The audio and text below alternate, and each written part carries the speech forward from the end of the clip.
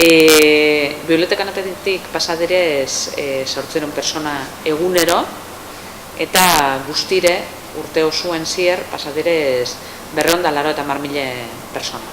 Honegaz, kontuan hartun da, domeketan ez dela zabalik egoten, eta azterketa garaietan eta beste ordutegi bat dago, jente gehiago baten da, guztire 280.000 persona.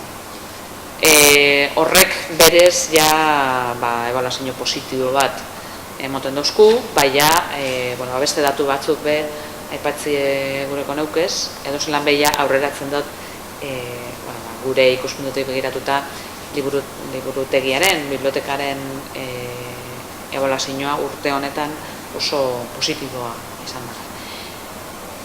Daturik aipagarrienak, alde batetik fondoaren beraren aipamena, gure fondoak osagai guztia kontuan hartuta, euskarri guztien kontuan hartuta, bai liburuak, CD-ak, DVD-ak eta danatreik aldizkariak eta kontuan hartuta, fondoaren zenbatekoa da 46.000 osagaiz osaturiko zera fondoa da, 46.000 itxigora bera, osagai, eta azken urte honetan fondoak hasien dau 12%. Beraz, 12% osagai gehiago dekoguz aurton.